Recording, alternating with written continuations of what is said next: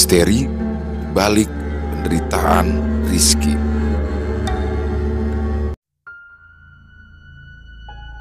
Hari itu, entah mengapa, Bang Rudi tiba-tiba saja terus memikirkan sahabatnya sewaktu di pesantren dulu. Sudah lebih dari 1 tahun terakhir, Bang Rudi tidak lagi bertemu dengan sahabatnya yang tinggal di daerah Jakarta Pusat itu. Berbekal dari alamat yang diberikan oleh sahabat Bang Rudi yang bernama Rizky itu, akhirnya Bang Rudi pun bergegas berangkat mencari alamat rumah sahabatnya dengan menggunakan sepeda motor miliknya. Tidak butuh waktu lama, Bang Rudi pun akhirnya dapat menemukan rumah Rizky yang berada di daerah Kemayoran. Tapi sepertinya sedang terjadi sesuatu kepada Rizky saat itu hingga orang tua Rizky yang menemui Bang Rudi sempat mengatakan jika saat itu Rizky sedang tidak bisa bertemu siapapun karena ia sedang kurang sehat. Bang Rudi yang memiliki firasat buruk pun akhirnya dengan sabar meminta izin kepada ayah dari Rizky untuk ia dapat bertemu dengan Rizky secara langsung. Ya, kalau emang nggak bisa hari ini, besok aja dah Pak, saya datang lagi kemari, ujar Bang Rudi yang sudah merasakan adanya hal ganjil di sana. Ya, gimana ya Rud ya? Soalnya Rizky memang sedang kurang sehat. Dia belum mau ketemu orang lain dulu, jawab Pak Hari mencoba menjelaskan kepada Bang Rudi. Iya Pak, saya ngerti kok. Mungkin besok aja deh saya kemari lagi. Siapa tahu Rizky udah mau ketemu, balas Bang Rudi sambil tersenyum. Tapi akhirnya di sini Pak Hari pun luluh setelah Bang Rudi mulai menceritakan kedekatannya dengan Rizky sewaktu mereka bersama-sama berada di sebuah pesantren. Pak Hari pun akhirnya mengizinkan Bang Rudi untuk bertemu dengan Rizky dan meminta Bang Rudi berjanji untuk sabar ketika ia mengetahui kondisi Rizky yang sebenarnya. Bang Rudi yang sudah merasakan adanya hal ganjil itu pun yakin jika sahabatnya saat itu sedang tidak baik-baik saja. Dan semua itu benar terjadi ketika Bang Rudi melihat langsung sosok sahabatnya yang kini terbaring lemah di atas kasur sudah lebih dari 5 bulan lamanya. Sosok Rizky yang dikenal oleh Bang Rudi sebagai sosok priang dengan tubuh yang gempal kini terlihat berwajah pucat dan selalu murung. Tubuh Rizky pun kini sangat kurus, ibarat hanya tinggal tulang dibungkus kulit. Betapa sedihnya hati Bang Rudi kala melihat kondisi sahabatnya yang sangat mengenaskan itu. Tanpa terasa, air mata pun menetes membasahi pipi Bang Rudi karena Bang Rudi bisa membayangkan betapa tersiksanya sahabat baiknya itu. Pak, si Rizky apa bisa seperti ini ya Pak? Udah berapa lama emang si Rizky sakit? Tanya Bang Rudi sambil menghapus air mata di pipinya. Kurang lebih sudah 5 bulan Rud. Bapak udah coba bawa ke dokter, ke tabib, ke orang pinter, kiai, tapi belum ada yang cocok Rud. Malahan Rizky jadi gak mau ngomong sama sekali sekarang, jawab Pak Hari yang kedua matanya juga sudah tampak berkaca-kaca itu. Insya Allah Pak, nanti saya bakalan bantuin Rizky supaya dia bisa sembuh Pak. Saya minta izin sama ridho dari Bapak dan Ibu untuk bisa nyembuhin sahabat saya ini, ujar Bang Rudi dengan yakin. Ya Bapak sama Ibu pasti mengizinkan dong Rud. Dan insya Allah kami meridhoi Rudi untuk dapat mengobati Rizky. Semoga memang jodoh kesembuhan Rizky adalah atas usaha kamu Rud. Dan semoga Rizky benar-benar bisa sembuh seperti sedia kala, jawab Pak Hari dengan yakin. Tapi Pak, sebelumnya saya izin ya Pak. Ya saya mau nginep dulu beberapa hari di rumah ini. Dan pastinya juga saya bakalan tidur sama Rizky nantinya, ujar Bang Rudi yang sudah mulai melakukan penelusuran terkait penyakit yang sedang dialami oleh sahabatnya tersebut. Oh nggak apa-apa Rud, malahan Bapak senang ada yang nemenin Rizky. Soalnya sudah selama berbulan-bulan ini Rizky bener-bener nggak mau ngomong apa-apa sama Bapak dan Ibu.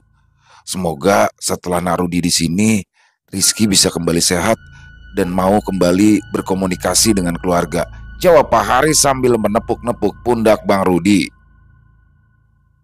Tidak lama berselang, Rizky pun terbangun dari tidurnya dan yang membuat Pak Hari terkejut saat itu adalah Rizky langsung bangkit dan duduk sambil menatap ke arah Bang Rudi. Lalu beberapa saat kemudian di sini Rizky mulai menangis di dalam pelukan sahabatnya itu. Alhamdulillah Ki, lu bangun juga. Tadinya gue udah mau pulang padahal, ujar Bang Rudi sambil menyeka air matanya. Iya Rud, alhamdulillah lu datang juga kemari. Gue udah kangen banget sama lu, balas Rizky dengan suara pelan dan parau. Lu tenang aja Daki, gua bakalan nginep di mari. Nanti kita bakalan ngobrol-ngobrol lagi, ya perkara kisah-kisah kita dulu pesantren ya, ujar Bang Rudi yang benar-benar bisa merasakan kesedihan yang mendalam. Ya Rud, gue juga nyesel kalau inget waktu itu. Kenapa gue kagak belajar kayak apa yang lu pelajarin? Ya kan seenggaknya gue bisa ngebentengin diri gue sendiri, balas Rizky yang tiba-tiba tertunduk lesu. Ya udah takdirnya, udah yakin aja sama ketentuan Allah. Semoga aja gue bisa ngebantu untuk mulihin kondisi kesehatan lu. Oke, saut Bang Rudi yang tidak ingin sahabatnya itu semakin merasa terpuruk. Pak Hari dibuat terkejut oleh sikap Rizky tersebut. Ia benar-benar merasa senang atas kedatangan Bang Rudi ke rumahnya. Pasalnya, Rizky yang memang sudah sangat lama ini tidak mau berbicara sepatah kata pun kepada ayah dan ibunya, kini tiba-tiba bisa kembali ceria dan mau berbicara kepada Bang Rudi serta mulai menceritakan apa yang dialaminya. Lu ngapa bisa begini sih Ki? Terus lu ngapa kagak ngabarin gua? Hah? Gua kan temen lu. Masa iya lu sakit sampai kayak begini kagak ngabarin gua? Tanya Bang Rudi yang sedikit menyimpan rasa sesal di hatinya. Mungkin saja jika Bang Rudi tahu sedari awal tentang kondisi dari sahabatnya itu, mungkin kondisi Rizky tidak akan sampai seburuk ini. Tapi memang semua telah digariskan oleh Zat yang Maha Agung. Apapun itu, manusia hanya bisa berharap dan terus berdoa untuk memohon kepada Sang Maha Perkasa, Allah Subhanahu wa Ta'ala. Kata orang-orang yang ngobatin gua itu kena guna-guna Rut. Ada juga yang bilang gua itu hampir jadi tumbal dari seseorang, jawab Rizky yang kini kembali merebahkan tubuhnya di atas kasur. Jadi Rut, awalnya mah waktu di kampung ini Rizky nemu uang di jalan waktu itu. Selembar uang kertas 100 ribuan. Itu tergeletak di jalan. Rizky lalu ngambil uang itu dengan niatan ingin disedekahkan di masjid ataupun musola. Tapi Rizky lupa.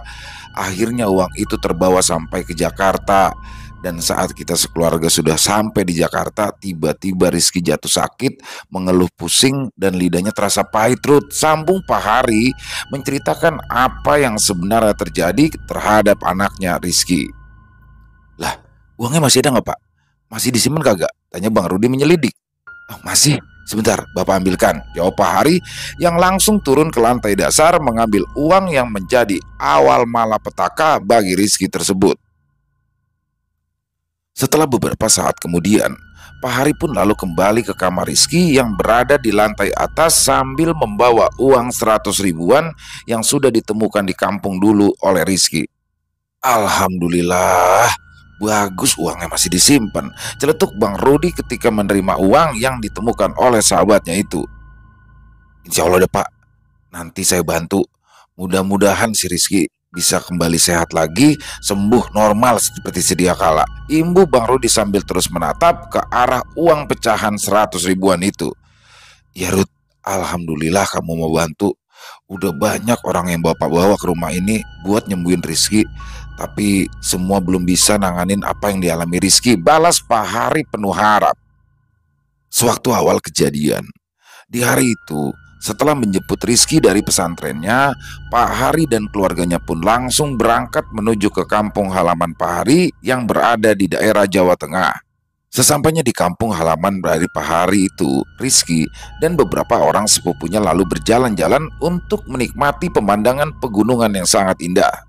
Namun, tanpa disangka-sangka saat itu Rizky menemukan selembar uang 100 ribuan tergeletak di tengah jalan. Dan anehnya, di antara 4 orang yang jalan beriringan itu hanya Rizky saja yang melihat uang tersebut. Rizky Yang melihat uang tersebut pun akhirnya mengambilnya dan berniat akan menyedekahkannya di masjid ataupun musola terdekat nantinya. Namun, takdir berkata lain. Rizky lupa dengan hal itu hingga akhirnya Rizky dan keluarga pun kembali ke Jakarta, dan selang beberapa hari di Jakarta Rizky pun jatuh sakit dan sudah sekitar 5 bulan lebih Rizky hanya terbaring lemah tak berdaya di atas tempat tidurnya. Bang Rudi yang saat itu sudah merasakan adanya energi hitam yang menyerang Rizky secara perlahan, serta energi hitam tersebut pun juga mulai mengelilingi rumah dari Pak Hari. Dia pun lalu mulai menetralisir energi tersebut dengan terus berzikir di dalam kamar Rizky, hingga pada hari ketiga barulah Bang Rudi menemukan sumber dari masalah yang dihadapi Rizky dan keluarga Pak Hari. Saat itu sekitar pukul 9 pagi, entah secara kebetulan atau tidak, keluarga Pak Hari sedang berkumpul di rumah. Bang Rudi yang berada di lantai atas di kamar Rizky pun mulai mendapati sebuah penglihatan akan seseorang yang mengirimkan teluh kepada Rizky tersebut. Bang Rudi lalu meminta kepada seluruh anggota keluarga Pak Hari untuk bersiap jika ada sesuatu yang ganjil yang nantinya akan datang ke rumah itu. Setelah memberikan penjelasan kepada seluruh anggota keluarga Pak Hari, Bang Rudi pun lalu kembali ke lantai atas untuk melakukan doa kembali di kamar Rizky. Bang Rudi di sini meminta adik dari Rizky untuk menemani beliau berzikir di hari itu, dan tetap meminta kepada seluruh keluarga Pak Hari untuk bersiap menghadapi kemungkinan-kemungkinan yang akan terjadi nanti. Selang beberapa saat, Bang Rudi yang sudah menemukan tentang jalur energi-energi hitam yang terus saja menyerang Rizky pun mulai merasakan adanya energi besar yang mendatanginya. Dan tidak lama setelah itu, terdengarlah suara ledakan hebat dari arah bawah yang membuat seluruh anggota keluarga Pak Hari menjerit ketakutan. Suara ledakan akibat benturan energi hitam yang datang dengan energi pelindung milik Bang Rudi itu mengakibatkan lantai ruang keluarga rumah Pak Hari hancur berantakan hingga terdapat lubang sebesar baskom sedalam setengah meter di sana. Pak Hari dan istrinya yang melihat secara langsung kejadian aneh itu pun sontak berteriak ketika dari dalam lubang tersebut muncul gambaran seperti tayangan pada televisi. Gambaran tersebut adalah gambaran seseorang yang sedang melakukan ritual menggunakan seekor unggas seperti bebek ataupun entok, yang mana ini digunakan sebagai media untuk menyakiti Rizky. Di dalam gambar tersebut terlihat juga sebuah foto milik Rizky yang entah dari mana orang yang melakukan ritual itu mendapatkannya. Karena mendengar suara jeritan dari arah bawah, Bang Rudi pun segera turun dari kamar Rizky untuk menuju ke ruang keluarga. Dan betapa terkejutnya Bang Rudi ketika melihat keadaan ruang keluarga di rumah Pak Hari itu sudah hancur berantakan. Bang Rudi yang juga melihat orang yang sedang melakukan ritual aneh tersebut segera melakukan penelusuran tentang keberadaan orang tersebut.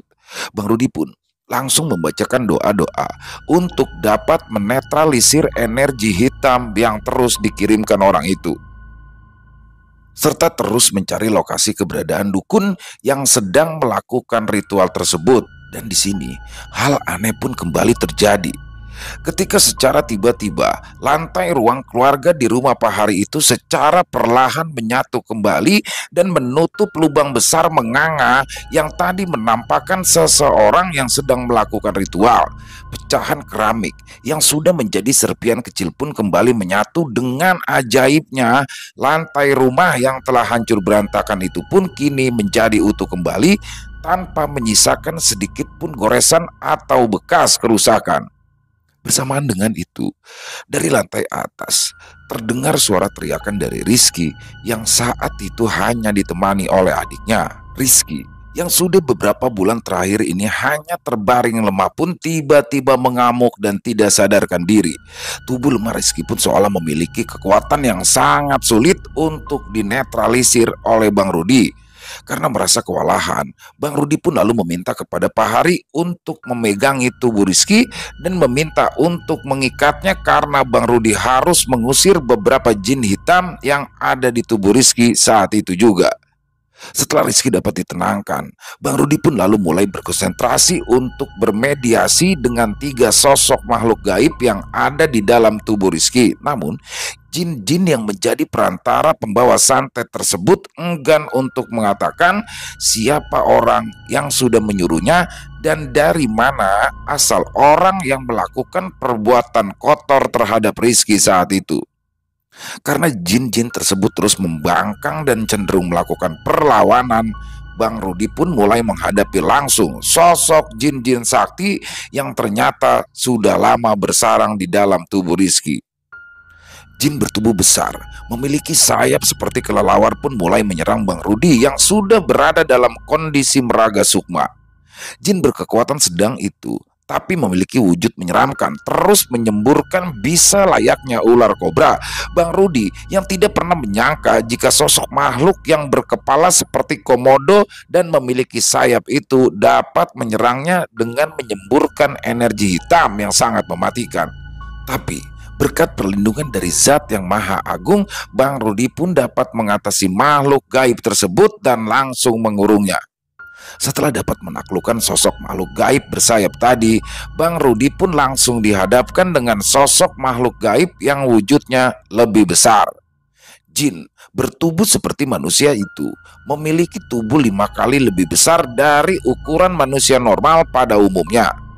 Jin yang memiliki satu tanduk di bagian keningnya tersebut juga memiliki daun telinga yang runcing serta terlihat membawa sebuah senjata yang berupa gada yang dipenuhi dengan gerigi yang tajam. Dengan tatapan tajam, sosok makhluk gaib tersebut mulai menyerang Bang Rudi dengan energi gelap yang sangat kuat. Lesatan-lesatan energi hitam itu sangat berbahaya jika sedikit saja bisa mengenai bagian tubuh Bang Rudi. Bang Rudi yang pada saat itu berada di ruangan yang sama bersama tubuhnya perlahan mengajak sosok makhluk gaib yang kini menjadi lawannya tersebut menjauh sambil melayang di udara. Sukma Bang Rudi dan juga sosok makhluk gaib bertubuh besar itu pun terus mengadu kekuatan masing-masing hingga akhirnya Bang Rudi pun dapat menemukan kelemahan dari sosok makhluk yang bertugas menyamarkan energi dari jin-jin lain yang ditugaskan untuk menyakiti Rizky. Setelah dapat melumpuhkan sosok jin bertubuh besar itu, Bang Rudi pun secara tidak sengaja masuk ke dalam dimensi lain yang memang dilakukan oleh sosok jin bertubuh besar tersebut. Dan dari sinilah Bang Rudi mengetahui tempat dukun yang terus mengirimkan santetnya kepada Rizky. Bang Rudi yang telah mengetahui keberadaan tempat dukun sakti itu pun langsung kembali ke tubuh aslinya, tapi di dalam kamar itu rupanya sudah menunggu sosok makhluk gaib berwajah kakek tua yang memiliki 2 tanduk dan juga memiliki taring yang panjang. Tanpa menyapa lagi, sosok makhluk gaib berwujud kakek tua tersebut lalu menyerang Bang Rudi dengan dahsyat. Beruntung Bang Rudi tidak lengah dan dapat menghindari semua serangan dari sosok jin tua yang memiliki kesaktian paling tinggi di antara sosok-sosok jin lainnya. Jika kau dapat mengalahkan 2 muridku dengan mudah, jangan harap kau dapat mengalahkanku sekarang. Aku beri kesempatan untuk pergi dari tempat ini dan aku biarkan kau tetap hidup, anak muda, ujar sosok makhluk gaib berwujud kakek tua yang terlihat sangat mengerikan. Enak aja, yang ada lu yang kudunya pergi dari sini. Lagian apa urusannya lu sampai mau diminta buat nyakitin temen gua, ha? Balas Bang Rudi yang sama sekali tidak merasa takut atas sosok makhluk gaib yang kini ada di hadapannya. Bukan urusanmu, anak muda. Sekarang cepatlah kau pergi dari tempat ini supaya kau dapat selamat dan dapat bertemu dengan keluargamu lagi, imbus sosok makhluk gaib tersebut. Bawel lu, balas Bang Rudi singkat sambil langsung melayangkan serangannya ke arah sosok jin yang berkekuatan tinggi tersebut. Pertempuran antara Bang Rudi dengan sosok makhluk gaib tua itu berlangsung cukup lama. Pertarungan gaib ini adalah pertarungan terpanjang pertama yang dialami oleh Bang Rudi. Jual beli serangan pun berlangsung sangat dahsyat. Bahkan efek dari pertempuran gaib itu membuat Pak Hari dan keluarganya pusing dan mual. Beruntungnya Pak Hari yang sedikit banyak faham dengan hal-hal gaib pun meminta kepada keluarganya untuk terus berzikir dan memohon perlindungan serta pertolongan dari Allah Subhanahu wa Ta'ala, sehingga energi-energi negatif liar yang masuk ke tubuh mereka dapat segera dinetralisir oleh bacaan zikir yang terus-menerus mereka baca. Bang Rudi yang berniat untuk menangkap sosok jin tua tersebut mulai kewalahan dengan kekuatan besar yang dimiliki oleh jin tersebut, hingga mau tidak mau Bang Rudi pun akhirnya langsung melumpuhkan dan memusnahkan jin tersebut sebelum sosok itu melukainya. Setelah sosok makhluk gaib yang paling kuat itu musnah, Bang Rudi pun kembali tersadar dengan keringat yang mengucur deras membasahi tubuhnya. Rizky pun terlihat mulai tenang dan mulai lemah lalu tertidur kembali. Kayaknya kita kudu pergi nemuin dukun itu dah Pak, ujar Bang Rudi kepada Pak Hari. Ya kemana Rud? Tanya Pak Hari yang masih bingung dengan ucapan Bang Rudi itu. Dukun itu ada di daerah tempat tinggal Bapak. Adanya di kaki sebuah bukit yang ada gubuk kecil yang dijadikannya tempat ritual, jawab Bang Rudi yang membuat Pak Hari terkejut. Bukit? Bukit itu yang kamu maksud, Rud? Tanya Pak Hari yang merasa di daerah kampung halamannya ada sebuah bukit besar yang memang terkenal wingit dan hampir jarang dikunjungi oleh warga sekitar daerah tersebut. Ya, saya mah kagak tahu nama bukitnya Pak, tapi insya Allah saya tahu di mana letak gubuk tempat dukun yang sama-sama kita lihat di bawah tadi berada, balas Bang Rudi dengan mantap. Kapan kita berangkat, Rud? Tanya Pak Hari yang juga merasa yakin setelah mendengar penjelasan dari Bang Rudi. Ya, lebih cepat lebih baik Pak, jawab Bang Rudi singkat. Setelah membuatkan air doa untuk Rizky, Bang Rudi pun kembali menjelaskan tentang permasalahan yang dihadapi oleh keluarga Pak Hari saat itu.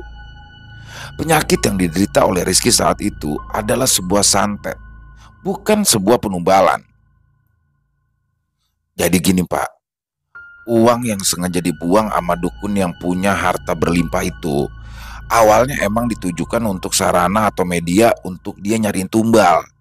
Tapi karena si Rizky ini punya ilmu yang dia sendiri kagak sadar, media tumbal tersebut gagal karena ada sosok gaib yang udah ngejagain Rizky, ujar Bang Rudi menjelaskan kepada Pak Hari, istrinya dan juga keluarga yang lain.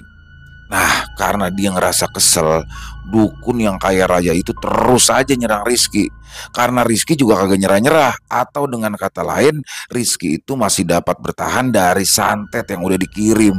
Jadi kita kudu ke sana untuk bisa ngentiin secara langsung apa yang udah dilakuin dukun itu Pak, ujar Bang Rudi menjelaskan. Setelah menemui kesepakatan, Bang Rudi pun akhirnya berangkat bersama Pak Hari dan juga dua orang saudara Pak Hari lainnya. Bang Rudi yang sudah mendapatkan penglihatan tentang tempat dukun berada itu langsung mengarahkan Pak Hari dan saudaranya ke bukit yang dimaksud. Dan setelah menempuh perjalanan kurang lebih 12 jam, Bang Rudi dan Pak Hari pun sampai di tempat yang dimaksud. Bukit ini jarang sekali didatangi orang, Rud, karena warga sekitar daerah sini percaya kalau bukit ini adalah tempat wingit dan menjadi tempat bersarangnya makhluk-makhluk gaib berilmu tinggi, ujar Pak Hari mencoba menjelaskan. Ya Pak, insya Allah kita bakal nemuin orang yang melakukan ritual di balik bukit itu, balas Bang Rudi sambil menunjuk ke tempat yang dimaksud. Tanpa banyak berkata-kata lagi, Bang Rudi yang baru pertama kali menginjakan kakinya di sekitar bukit tersebut pun mulai mengajak Pak Hari dan kedua saudara Pak Hari untuk menyusuri bukit yang ditumbuhi pepohonan besar tersebut. Jalan setapak yang mendaki pun mulai dilalui Bang Rudi dan Pak Hari serta dua orang lainnya. Hingga akhirnya mereka pun melihat sebuah gubuk dari kejauhan yang diyakini Bang Rudi menjadi tempat dukun tersebut melakukan ritualnya. Semakin dekat Bang Rudi dengan gubuk yang dimaksud, energi besar pun semakin dirasakan oleh Bang Rudi. Dan setelah gubuk itu terlihat di hadapan Bang Rudi dan Pak Hari serta dua orang saudara Pak Hari tersebut, tanpa permisi lagi, Bang Rudi pun langsung masuk ke dalam gubuk kecil yang di bagian dalamnya hanya tertutup oleh kain hordeng di bagian pintu kamarnya. Karena sudah merasa sangat kesal, Bang Rudi pun langsung menarik hordeng tersebut hingga terlepas dari tempatnya. Hal itu sontak membuat orang yang sedang duduk bersila melakukan ritual itu pun terkejut dan langsung menyerang Bang Rudi. Bang Rudi yang sudah sangat siap dengan hal itu pun langsung menyerang balik orang yang menjadi dalang penyebab sakitnya Rizky tersebut. Dengan sekali hentakan yang dilakukan oleh Bang Rudi, sosok dukun tersebut pun langsung terpental ke arah bilik bambu yang menjadi dinding penutup gubuk tersebut. Setelah dukun itu tidak berdaya, Bang Rudi pun lalu melepaskan jin yang dikurungnya pada saat Bang Rudi melakukan pertarungan gaib di rumah Pak Hari kemarin. Jin-jin yang sudah dikalahkan oleh Bang Rudi itu pun langsung menyerang sang dukun yang menjadi tuan dari dua jin tersebut. Tanpa ampun lagi, dukun tersebut dibuat tidak berdaya dan akibat dikeroyok oleh makhluk-makhluk gaib peliharaannya sendiri. Itu yang dirasain sama temen gua, hah? Ujar Bang Rudi sambil memandang tajam ke arah dukun tersebut. Apa, apa yang kamu mau? Tolong lepaskan saya. Saya tidak mau mati oleh makhluk peliharaan saya ini, balas sosok dukun tersebut. Lah, sampean kudu nyembuhin teman saya dulu. Kan sampean yang udah bikin teman saya sakit hingga kagak berdaya begitu selama berbulan-bulan, jawab Bang Rudi tegas. Baiklah, saya akan mengambil semua benda gaib yang sudah saya tanam di sana. Tapi tolong lepaskan saya, ujar sosok dukun tersebut memohon kepada Bang Rudi. Bang Rudi, Pak Hari, serta dua orang saudara dari Pak Hari tersebut merasakan sakit yang teramat dalam ketika di bilik bambu yang menjadi dinding dari gubuk tersebut terpampang dengan jelas dan cukup besar foto dari Rizky. Entah dari mana dukun tersebut bisa mendapatkan foto Rizky dan memasangnya pada dinding gubuk yang menjadi tempat ritualnya tersebut. Mau buat apaan sih? Kok Bapak tega banget dah nyakitin sahabat saya yang kagak bersalah itu? Tanya Bang Rudi yang sedari tadi sudah mengepalkan kedua tangannya. Awalnya saya memang membuang uang itu sebagai media pesugihan atau yang sering disebut dengan uang basangan. Tapi temanmu yang mengambil uang itu tidak memakainya untuk membeli sesuatu, malahan berniat menyedekahkan uang tersebut. Saya yang tidak mau kehilangan tumbal dan juga tidak ingin mengalami nasib naas harus membuat temanmu itu lupa akan uang tersebut. Tapi rupanya temanmu itu memiliki sosok gaib kuat yang menjaganya, hingga akhirnya saya pun harus mengalahkan sosok gaib tersebut dengan makhluk-makhluk gaib peliharaan saya yang sudah saya kirim, ujar sosok dukun tersebut menjelaskan. Kalaupun temanmu itu sembuh, dia pasti akan mengalami gangguan jiwa karena otaknya sudah digerogoti oleh jin tua yang juga adalah guru dari jin-jin yang aku miliki. Imbu dukun tersebut yang sontak membuat Bang Rudi menjadi geram. Mendengar penjelasan dari sang dukun tersebut, emosi Pak Hari pun tersulut dan tanpa berpikir panjang lagi, Pak Hari pun langsung melayangkan bogem mentah ke arah wajah dukun tersebut. Bang Rudi pun hampir melakukan hal yang sama, namun beliau memilih untuk tetap sabar dan meminta dukun tersebut bertanggung jawab untuk kesembuhan Rizky. Setelah melakukan mediasi, dukun tersebut pun akhirnya mau ikut ke Jakarta bersama Bang Rudi dan yang lainnya. Bang Rudi meminta kepada dukun tersebut untuk mengambil semua benda yang sudah ditanamnya secara gaib di sekitaran rumah Pak Hari. Setelah melakukan perjalanan jauh, sampailah rombongan Bang Rudi dan juga Pak Hari. Dan pada saat itu juga dukun tersebut pun mulai melakukan sebuah ritual pengangkatan benda yang telah ditanamnya itu. Bang Rudi masih terus bersiaga mengawasi dukun tersebut. Tidak sedikit pun Bang Rudi mengendurkan energinya karena beliau merasa bahwa dukun licik tersebut akan menyerangnya jika Bang Rudi lengah. Barang pertama yang ditarik dari tempat dukun itu menguburnya adalah sebuah batok kelapa muda yang dibungkus kain putih serta beberapa butir telur unggas dan juga kembang 7 rupa yang telah mengering. Reaksi pun terjadi setelah dukun tersebut dapat mengangkat benda yang telah ditanamnya itu. Tubuh Rizky tiba-tiba saja demam dan mengucurkan keringat deras yang membasahi tubuhnya. Tapi itu tidak berlangsung lama. Setelah dukun itu menetralisir rumah Pak Hari, tubuh Rizky pun kembali normal dan Rizky mulai meminta untuk diambilkan makanan karena ia kini merasa sangat lapar. Setelah menarik benda yang berada di tengah rumah Pak Hari, dukun tersebut pun mulai melakukan penarikan benda-benda gaib yang ada di 4 sudut rumah Pak Hari. Bukan tanpa alasan, Bang Rudi meminta dukun itulah yang menarik benda yang ditanamnya karena selain memiliki peliharaan jin-jin yang kuat, dukun tersebut pun memiliki ilmu penabur yang cukup kuat hingga menyulitkan orang-orang yang memiliki mata batin untuk mengetahui letak benda-benda yang telah ditanamnya. Setelah dapat mengangkat semua benda yang ditanam secara gaib oleh dukun tersebut, Rizky pun terlihat lebih sehat kembali, walau agak sedikit mengalami gangguan pikiran, tapi perlahan Rizky terlihat normal dan sudah mulai dapat berkomunikasi dengan baik. Karena merasa tugasnya telah selesai, dukun tersebut pun lalu berpamitan untuk kembali ke rumahnya.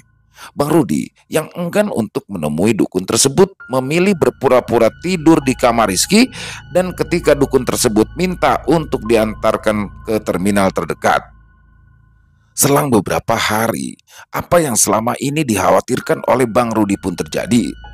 Merasa mendapat musuh yang seimbang, dukun yang telah diberikan kesempatan untuk bertaubat itu justru malah menyerang Bang Rudi dari tempat yang sama. Hal itulah yang memang ditunggu-tunggu oleh Bang Rudi, karena dengan terjadinya serangan gaib yang dilakukan dukun tersebut, Bang Rudi pun dapat memberikan pelajaran secara langsung kepada dukun yang telah menyakiti Rizky itu. Serangan gaib yang dilakukan dukun itu kepada Bang Rudi terasa lebih kuat saat itu, karena dukun sakti tersebut meminta bantuan kepada kakak seperguruannya untuk dapat mengalahkan Bang Rudi. Mengetahui hal itu, Bang Rudi yang tidak ingin bertele-tele pun segera mengerahkan seluruh kemampuannya untuk menghancurkan ilmu hitam yang dikirimkan dua dukun sakti tersebut. Dengan ilmu meraga sukma yang dimilikinya, Bang Rudi bersama sosok-sosok makhluk gaib yang pernah ditolongnya pun segera melesat pergi ke daerah kaki bukit yang ada di Jawa Tengah itu. Dan pertarungan gaib itu pun terjadi malam itu, hingga akhirnya menewaskan kakak seperguruan dari sosok dukun yang telah menyakiti Rizky tersebut. Astagfirullahaladzim, lu kan udah gue maafin kemarin, ngapa lu ulangin lagi? PA, ujar Bang Rudi kepada sosok dukun yang kini sudah kosong akibat seluruh pegangan dan jin perewangannya telah dimusnahkan oleh Bang Rudi. Aku sangat senang mendapatkan lawan yang sepadan. Apalagi lawanku kini adalah salah satu dari cucu ulama besar. Ujar sosok dukun tersebut dengan bangganya. Dasar PA, udah mau mampus aja lu masih bisa ngoceh sambil cengengesan, saut Bang Rudi yang sudah merasa sebal dengan sikap dukun tersebut. Tunggu apa lagi anak muda? Ayo bunuh aku sekarang juga. Sambung dukun itu sambil tertawa senang. Ogah gua ngebunuh orang yang udah kagak berdaya. Sekarang itu lu udah kosong PA, jadi lu pasti ngerasa kagak ada gunanya hidup di dunia ini. Dan lu minta supaya gue bunuh, supaya lu dapat ampunan dan gue yang dapat dosa. Gitu kan mau lu? Balas Bang Rudi dengan santainya. Sekarang lu jalanin dah hidup lu sebagai manusia biasa, dan biar jin-jin peliharaan lu yang bikin perhitungan nantinya. Karena gue yakin kalau lu mati di tangan gue, maka lu bakalan terbebas dari ikatan perjanjian lu sama jin-jin perewangan lu itu. PA, imbu Bang Rudi yang mulai berlahan mundur setelah beberapa sosok jin berkekuatan hitam datang ke arah dukun tersebut. Makan tuh pendaringan lu, ujar Bang Rudi kala melihat dukun tersebut kini mulai dikeroyok oleh makhluk-makhluk gaib yang pernah menjadi peliharaannya itu. Entah apa yang terjadi dengan dukun tersebut, karena saat itu Bang Rudi pun segera kembali ke tubuh aslinya yang berada di Jakarta. Malam itu juga Bang Rudi pun langsung membersihkan sisa-sisa energi gaib yang ada di tubuh Rizky agar Rizky dapat segera dibawa ke rumah sakit untuk selanjutnya mendapatkan pengobatan medis. Seminggu setelah kejadian itu, Rizky pun nampak terlihat lebih sehat. Tapi benar apa yang dikatakan oleh sosok dukun yang sudah menyakiti Rizky mengalami gangguan kejiwaan. karena memang bagian otaknya sudah sempat digrogoti dan menjadi tempat bersarangnya sosok jin kakek tua yang telah dimusnahkan oleh Bang Rudi waktu itu. Dengan sabar, kedua orang tua Rizky pun merawat Rizky, begitu juga dengan Bang Rudi yang masih terus membantu Rizky agar dapat kembali normal dan sembuh seperti sedia kala. Banyak kisah cerita tentang uang basangan yang bertujuan mencari tumbal. Maka dari itu, alangkah bijaknya jika kita tidak mengambil apa yang memang bukan menjadi hak kita.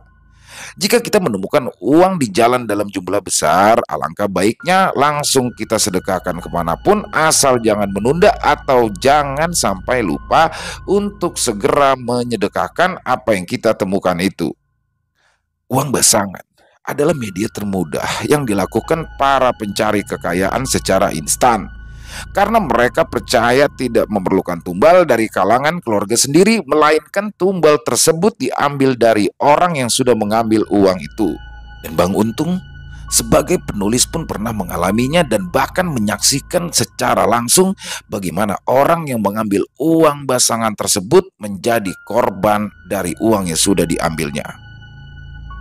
Selesai. Wah, luar biasa. Kisah dari Bang Untung Prasetyo ya, selalu seru. Apalagi di sini ada kisah, ada tokoh Bang Rudi ya, yang mana teman-teman atas request, atas permintaan dari teman-teman, kami akhirnya mengupload lagi konten tentang Bang Rudi. Dan pada kesempatan yang spesial ini kita akan memberikan satu hal yang spesial untuk teman-teman nih. Jadi atas permintaan teman-teman, beberapa teman-teman udah ada yang request untuk sosok Bang Rudi, kita akan hadirkan di sini. Dan alhamdulillah pada malam hari ini, pada kesempatan yang baik ini, Bang Rudi berkenan untuk datang. Waktunya disempatkan, alhamdulillah.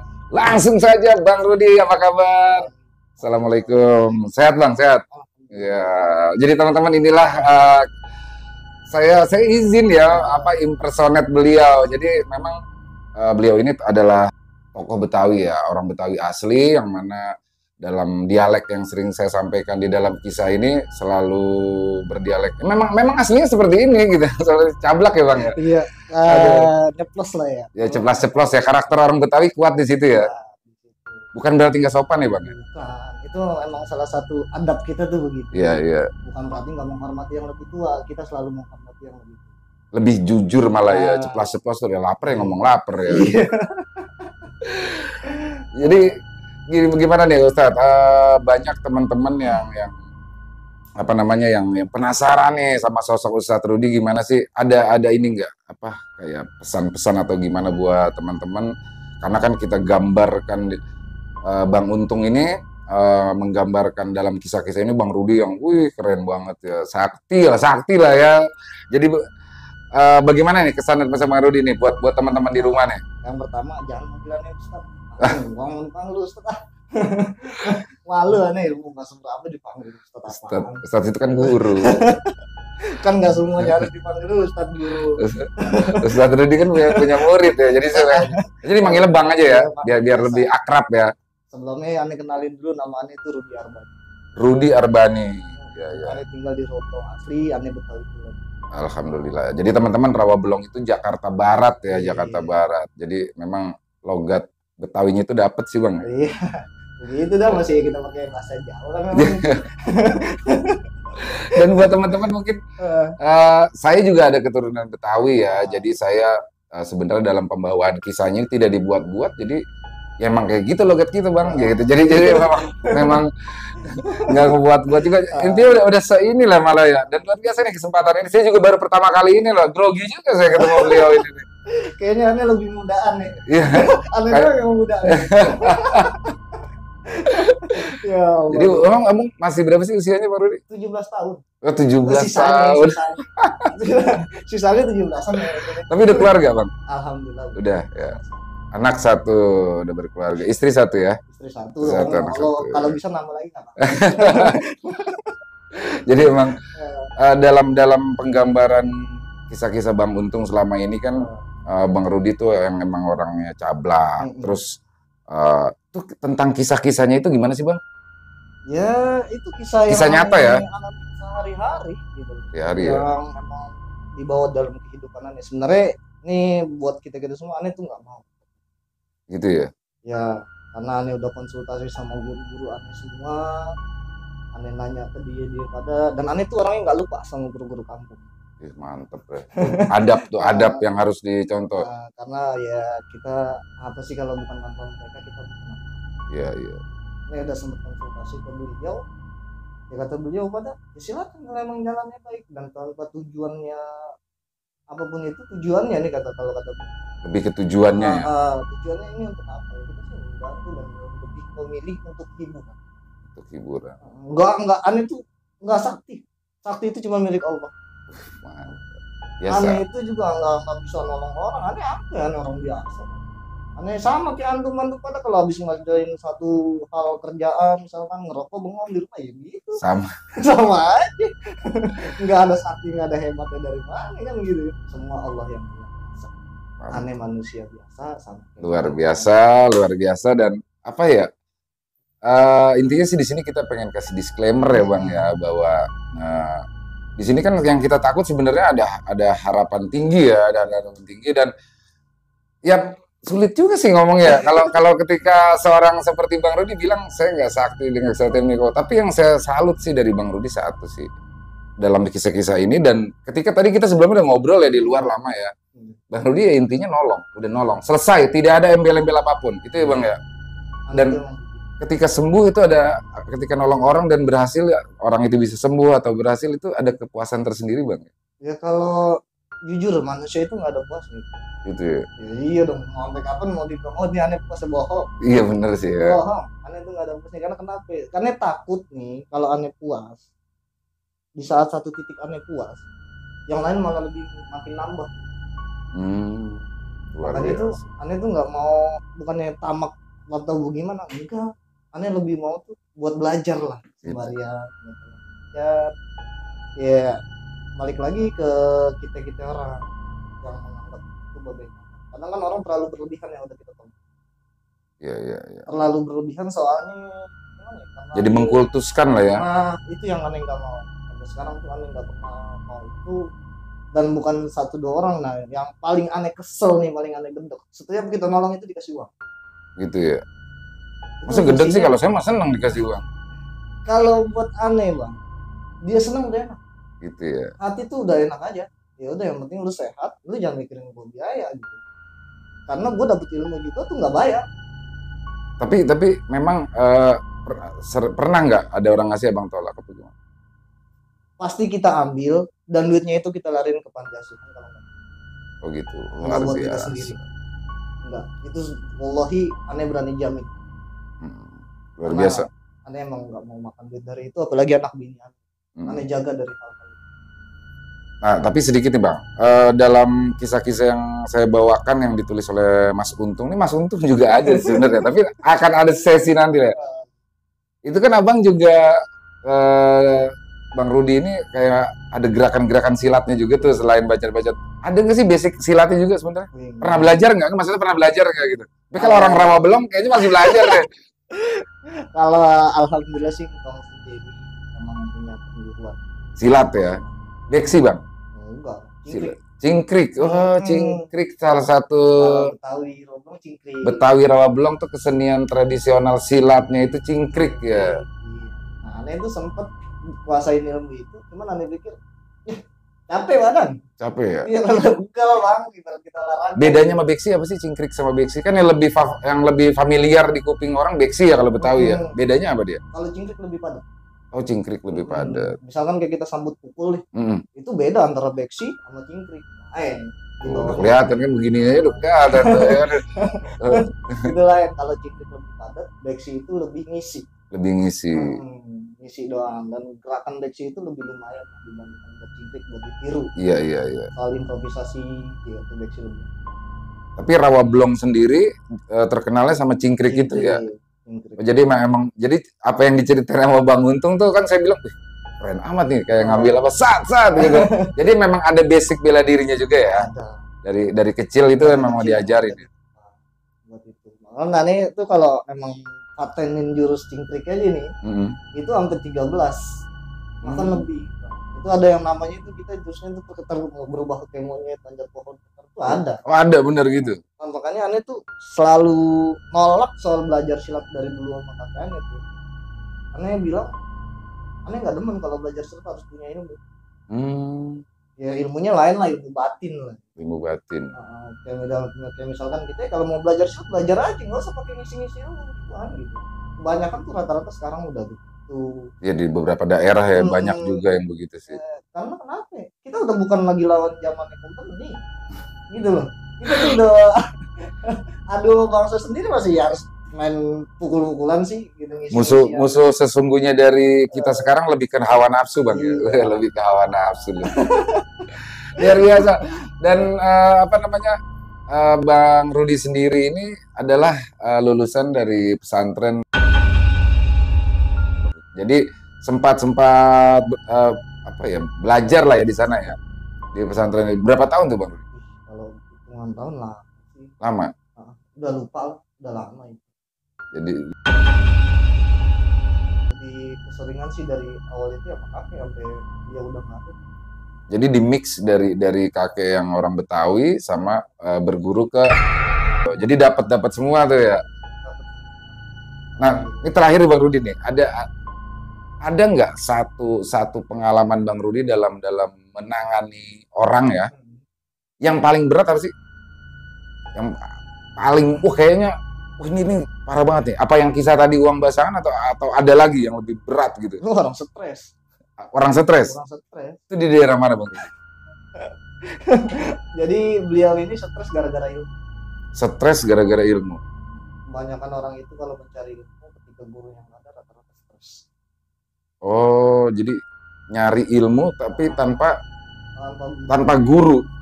Ketika gurunya itu, atau istilah katanya gini ya, kita belajar belum tuntas. Belajar belum tuntas ya. Gurunya kan udah keburu keadaan. Otomatis kan belum tuntas. Gitu. Belum tuntas. Itu rata-rata gila. Hilang akal sehat itu udah marah-marah. Ada juga yang diem aja orangnya, itu lebih sulit menangani. Jadi lebih sulit menangani orang yang kena gangguan kejiwaan karena ngilmu ya. Itu lebih sulit daripada yang nanganin santet. Iya. Luar biasa. Kalau santet, istilah katanya kita lawannya jin. Iya. Kalau ini bukan cuma jin, manusianya juga kita lawan. Iya benar. Dipukul-pukul bener, kita mau balikin kita sama stresnya kan begitu. jadi memang pernah ya? Pernah ngalamin dan sampai ada di titik berat banget gitu. Nah, itu ya. Pernah ada sampai di titik berat itu. Ya makanya itu aneh selalu nggak mau tuh kalau udah sama orang stres. Karena menghindari hal-hal saya kebuat stres. Tapi tetap ketika ada orang minta tolong nggak bisa nolak dong. Iya, pasti. Kayaknya nggak mungkin Bang Rudi tuh bisa. Oh enggak lagi. Makanya kan aneh bilang kalau aneh sempet, aneh mesti tolong. Kalau aneh nggak sempet, tolong dimaafin. Iya. Karena kan satu jadwal, kebetulan ya ada urusan lain juga, aneh manusia biasa. Ya banyaklah hal-hal yang harus jadi nggak cuma gini. Ya aneh sih lebih ingin aja pasrah aja mau. Jalannya bagaimana.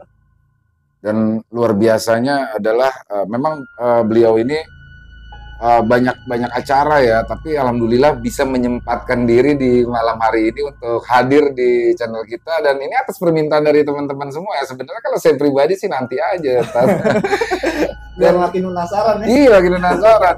Dan karena gini juga nah ini saya coba buka di sini bahwa banyak dari teman-teman subscriber yang WA ke saya untuk minta nomor telepon Bang Rudi untuk minta tolong apa-apa, dan sampai saat ini mungkin ada yang sudah, ada yang belum ya. Kenapa? Mungkin kebanyakan belum ya, karena kenapa di sini saya akan buka, kita ini punya adab ya. Jadi saya tidak bisa, saya belum ketemu muka, cuma by phone, tiba-tiba ada orang minta nomor telepon abang saya kasih begitu aja, kan kita nggak secara adab ya.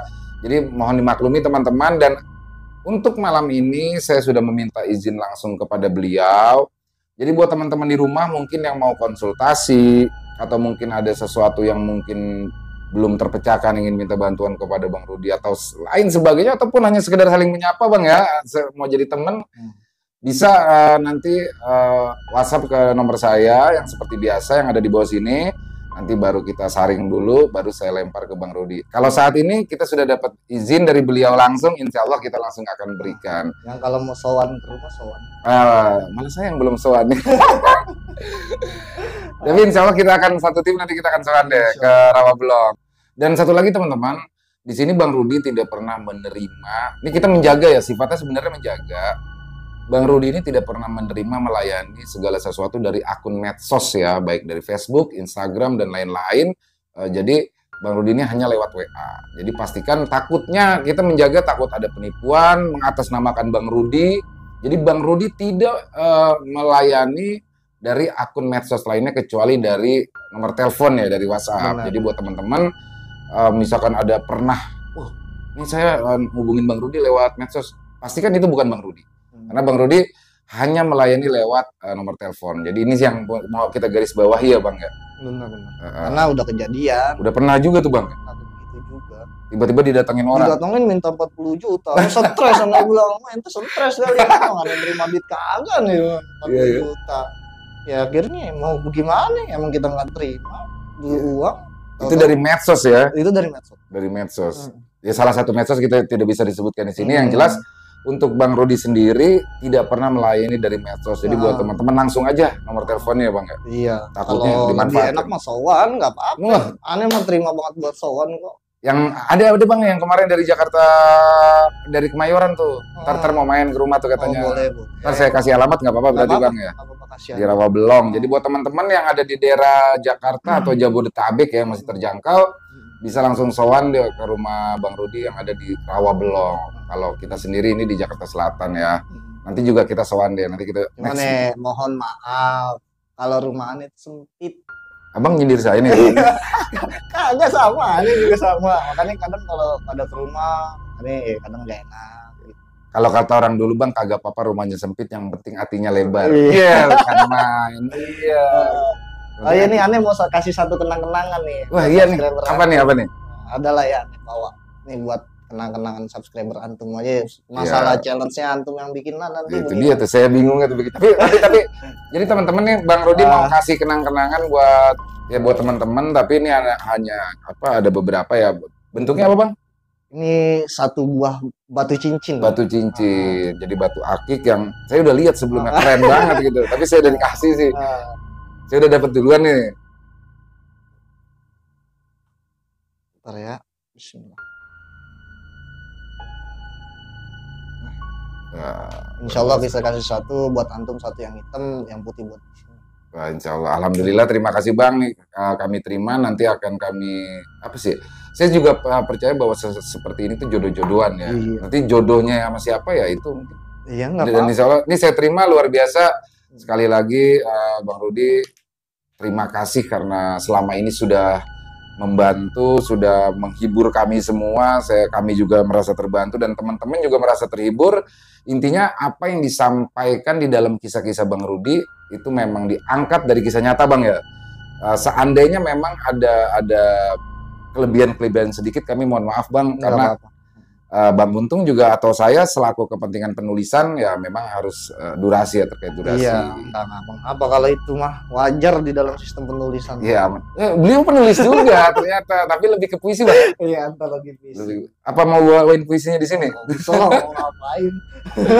jadi beliau ini penulis juga, cuma saya bilang jangan nulis terus karena kasihan Bang Untung nanti jadi nambah saingan nanti. Kalah job deh sih. Ini sekali lagi saya terima, nanti buat teman-teman yang suka sama batu cincin, yang berkenan bisa. Ini bukan batu cincin sembarangan nih. Ini jadi kalau ditaruh di dalam airnya diminum, insya Allah kenyang deh. Kembung. Kembung ya. Enggak lah, ini bentuknya kenang-kenangan aja. Saya juga alhamdulillah sudah dikasih. Terima kasih banyak nih Bang Rudi. Nanti kita kesempatan lain waktu kita main. Dan yang tolong diinget kalau yang dapet ini batu punya guru aneh. Oh, dari guru nih. Semua batu aneh itu dari. Yang ini dari guru siapa nih Pak? Sama tuh guru aneh di pondok dulu. Kalau yang ini? Kalau ini dari rumah. Dari guru yang di Jakarta sini. Oh iya, saya mau satu lagi lupa nih. Ada yang komen nih, salah satu muridnya Ustadz Rudi katanya, ada yang komen ya. Lah, itu guru saya itu katanya. Itu cucunya ulama besar. Emang cucu ulama besar dari siapa sih? Kalau boleh tahu ya? Enggak, Ane itu cucu orang biasa aja. Enggak, karena ada yang komen gitu, saya nggak enak kalau saya nggak bisa jawab kan bingung gitu. Kalau bicara kalau Ane kan belum hidup. Cuman kalau dari orang-orang tua dulu bilang kita masih dipongkol itu dari Syekh Abdul Karim Mufti Sukabumi Utara. Luar biasa. Pongkol kita dulu. Dari sana Ane keturunannya dari Syekh Muhtas. Syekh Muhtas. Syekh Mahmud lah, Syekh Mahmud. Ya. Ane punya buyut. Nah, turunan ke kakek Ane, ke Haji Muhtas. Kakek tuh ya? Itu kakek Ane. Nah, dari situ diceritain tuh sama orang-orang kampung. Ane juga bukannya sombong, Ane nggak maksud sombong, Ane bukan masih keturunan orang biasa juga. Ane nggak bangga soal ini. Ane cuma mau sampein aja gitu. Nah, Ane juga disampaikan sama orang tua Ane. Ada inget salah satu jawara di film Si Pitung Si Ji? Bang Ji ya. Itu kakek Ane manggil Bang Ji itu encing. Kakek manggil Bang Ji encing. Jadi buat teman-teman yang suka yang pernah ya nonton film Kisah Si Pitung tuh Bang Ji itu yang suka gorek-gorek kuping tuh. Gitu ya itu.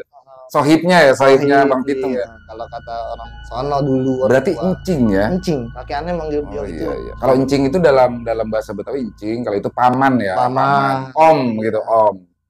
Oh, jadi memang masih ada keturunan dari sana ya. Sanatnya ke sana masih jelas ke sana. Di sini sekali lagi kita kasih ini bukannya sombong, tapi karena memang di salah satu subscriber ada yang pernah ngomong gitu, kalau saya nggak tahu malu dong saya.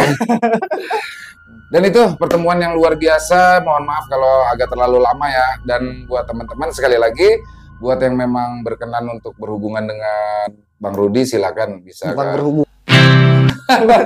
Berhubungan.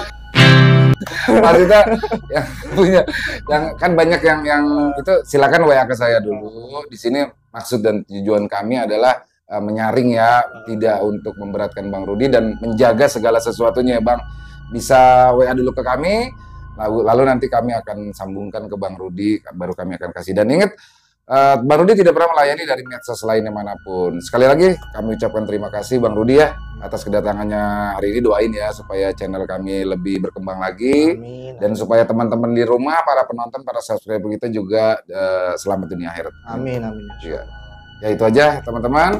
Jangan lupa kalau buat yang suka dengan video ini, klik like-nya, jempolnya, dan silakan di-share ya videonya, boleh ke teman-teman yang lain, ke saudara-saudaranya. Dan buat yang belum subscribe, diklik tombol merah subscribe-nya.